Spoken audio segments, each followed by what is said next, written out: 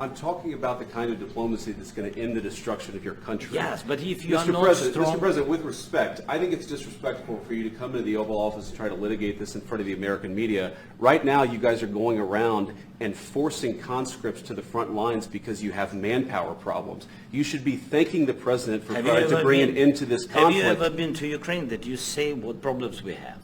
I have been to. Come once. I've actually watched and seen the stories, and I know what happens is you bring them on a propaganda tour, Mr. President. Do you disagree that you've had problems bringing people into your military? We have problems. And do you think that it's respectful to come to the Oval Office of the United States of America and attack the administration that is trying to prevent the destruction of your country? A lot of questions. Let's start from the beginning. Sure. First of all, during the war, everybody has problems. Even you, but you have nice ocean and don't feel now, but you will feel it in the future. God bless. You don't know that. God bless. You don't God know bless. that. You will not have a war. Don't tell us what we're going to feel. We're trying to solve a problem. Don't tell us what we're going to feel. I'm not telling you. Because I'm you're in no answering on position this to question. dictate that. That's Remember exactly this. what I'm not You're dictating. in no position to dictate what we're going to feel. We're going to feel very good. You will feel influenced. We're going to feel very good and very You strong. will feel influenced. You're right now not in a very good position. You've allowed From the yourself very- to be in a from very the bad very position, beginning and he of the happens war. to be right about From it. the very beginning of the war. You're not Mr. in a Brown, good position. I You don't was have in the cards right now. With us, you start I'm having not playing cards. But cards. right now, you I'm don't. very You're playing serious, cards. Mr. President. You're I'm playing very cards. serious. You're gambling I'm the with the president lives of anymore. millions of people. You think- You're gambling with World War What do you- III. what do you You're think about? gambling What with do you World think War about? III. And You- what you're doing is very disrespectful to the country, this country. It's with back all to you. respect to your Far country. more than a lot of people said very they respect. should have. Have you said thank you once? A lot of times. No, in this Even entire meeting, today. have you said thank you? Even today. You went to Pennsylvania and campaigned for the opposition in October. Offer some words of appreciation for what- the United what States are of you America speaking about? and the president who's trying to save your country. And it just went bad from there. Now, if you want to know how bad, a picture is worth 1,000 words. Do you want to know who this lady is? Can you hazard a guess? What do you think her profession is? She is the Ukrainian ambassador in the room, listening to the exchange. Now, you can probably tell from her body language that she is not very pleased about the performance of her president. And so it reminded me of internet blood sports. Like, the only thing that was required was to Trump to say, Skullfuck47, thank you for the $10 super chat. Zelensky, what were your 5 favorite things when you were an actor? You know, like, that was like the level we're at. Now, the interesting thing is that there are people trying to spin it that this was Trump attempting to corner Zelensky, that this was orchestrated, wanting to put him in an unwinnable position. In other words, if he doesn't display strength, he loses politics at home, right? Because he is a war president, he has to project power. And if he actually tries to project strength, then he is in a room filled with, well, the people that he's trying to get help from, the American media, and individuals saying, no, like, this was supposed to happen behind closed doors, this was supposed to be signed behind closed doors. Now, in order to rebook this interesting argument, I actually watched the entire exchange. It's probably around 40 minutes or so. And you will notice that in the beginning, everything starts okay. In fact, this was supposed to be symbolic. You had Zelensky going to the White House in order to sign a contract that was already agreed by both the American team and the Ukrainian team beforehand. And the contract involved the United States giving more resources, more weapons to Ukraine so that they can keep fighting for 1 year while the negotiations with Russia are happening, in order to make sure that Ukraine does have a strong position at the negotiation table. And it's kind of difficult to negotiate on behalf of Ukraine if American forces are in Kiev, right? So basically, the United States were like, okay, well, you signed this deal. We're going to keep giving you weapons. We're going to keep giving you resources and intelligence. And in exchange, we're going to be talking about the rare earth minerals. I think, like, the contract said that the profits would be shared between American companies and Ukrainian companies. And that was supposed to be it, right? Like the deal was already negotiated. Both sides agreed. This is why Zelensky actually traveled to the United States. And if you listen to the conversation, everything goes smoothly until, and this is my take. I mean, you're free to watch the video yourself. You're free to make up your own mind if you disagree with me. But it seems that Zelensky was trying to ask for more than was agreed. He wanted U.S. troops in Ukraine, to which, well, the spurg out happened, right? Like J.D. Vance intervened, started with like a little bit of a banter, and he took the bait, and then it ended up with them not signing the contract. And rumor has it that Rubio personally escorted Zelensky out from the White House. Now, a lot of people like to blame Trump for this, and I do understand why, because they like to give a face to the problem, right? Like, if the problem has the embodiment of a human being, then by hating the human being, you view yourself morally superior than the problem. But the reality is, though, like, here you have Lindsey Graham, which is one of the stronger neocons that are in Washington. And he has been very pro-war since the beginning. He has went to the Ukraine more than 10 times. He has his political career has been invested into this conflict. And even him is coming out and is saying that, no, what Zelensky did is a complete disaster. And he requires that either Zelensky changes his attitude or that Zelensky himself gets changed.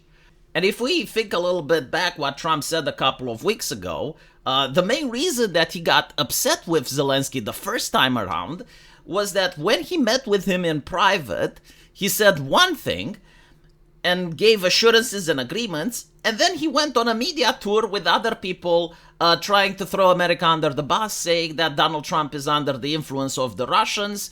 And Donald Trump didn't like this type of negotiation, right? So this is the type of negotiations that we have seen from Ukraine, which have worked up until now, but it seems that it's not working with the Trump administration. So what I'm talking about is like putting public pressure, like trying to shame the reputation of a nation. So up until now, you would have Zelensky go out in public in various events, and he would try to shame a country for not donating enough, or try to shame a country for still taking gas from Russia, or try to shame, right? Like that was the official external politic, and it worked, right? Like in a world that was driven more by morality rather than the situation on the ground, rather than economy and resources, it worked. But with the Trump administration, it doesn't. Like, Trump asks, like, okay, what are your troops? Can you take over Moscow? Like, he actually went and asked this to Keir Starmer. Like, can you beat the Russians without us? Okay, no, then shut the fuck up. Like, this is the new way of doing politics. And the reality is that I understand some people don't like this way of doing politics, because up until now, this is what the European Union has done. You know, like, it promoted a culture where you're exporting morality, like you're trying to export prestige, and people respect one another based on principles and prestige. So they were like really great manufacturers of this. But now you have like other world leaders like Vladimir Putin and Donald Trump and probably even Chairman Z, which are basically like, okay, this is my army. What are you going to do about it? Like, what is the situation on the ground? How many men have you killed? How many men do you have left? What is your economy like? How much money is coming in? Okay? Is it better than ours? No? Then shut the fuck up. You know, don't like what I say? Do something about it. And this new way of thinking, it's not like you can't navigate through it. It's not like you can't obtain what you want. But you at least have to accept that this is what the world is now. That you gotta accept that this is the new administration, and it's not Trump, it's the United States. Right? A lot of people like to say, well, Trump is blah, blah, blah. No, like the Republicans have the White House, they have the Senate, they have the Supreme Court, and they have the presidency. And they've obtained this through the vote of the American people. So like when you're a foreign nation and you're going against Trump, you're going against the American people.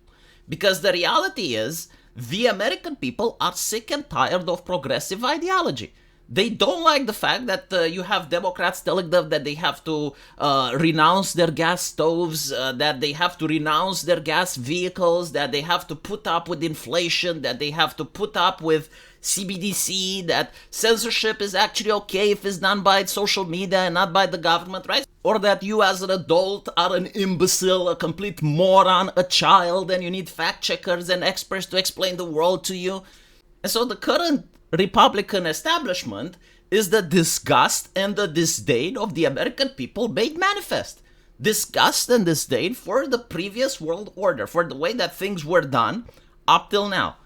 And if you want to do business with America, you have to at least understand the new perspective. It's not that you have to accept it or like it, but you have to understand that it exists.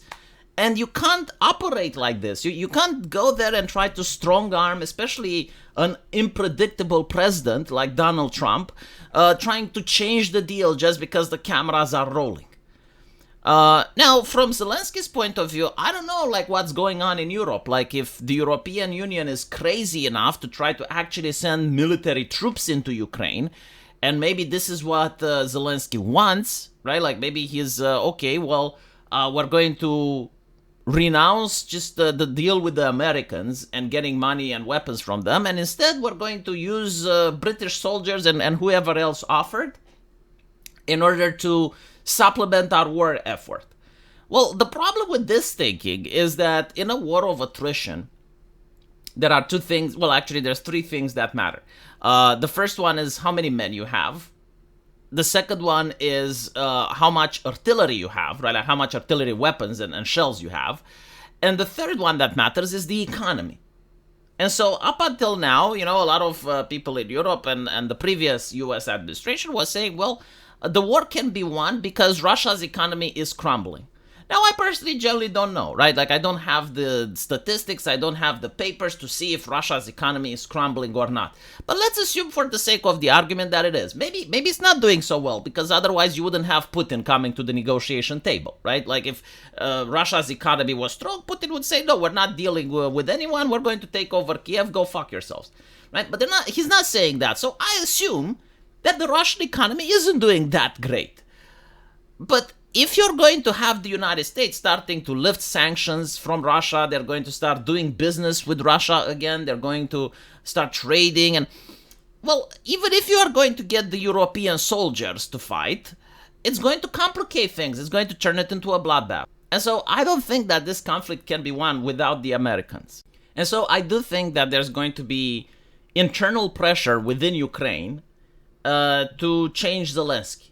I don't know if they're going to have elections or he's just going to have to resign or something like that, but there's definitely going to be people capitalizing on this particular event to try to oust him from power. We'll see what happens. Again, this is a prediction that I have. If I'm wrong, I'm wrong. We'll see. I don't think it's going to take more than 3 or 4 months for us to know the result. But it seems that, yeah, like his friends in Washington are turning against him. Like if Lindsey Graham is coming up and he's basically stating that, no, like, we want to work with someone else. Like, please, just anyone else. And I think the reason for this is not the fact that, okay, he doesn't want to sign the mineral agreement. Because that would be one thing, right? Like, he doesn't want to sign. But it's this circus, like going to Washington, trying to change the terms during the conversation while the cameras are rolling, doing the same thing before where you're agreeing to a contract, but then you're going with other world leaders and you're saying, oh no, we're not agreeing to anything anymore. And this is happening because Donald Trump is under the influence of Russian propaganda. And it's like, dude, really? Like the United States of America, they have their own intelligence agencies, they have like their own people. Like, do you think like your intelligence is a lot better than the strongest nation on earth?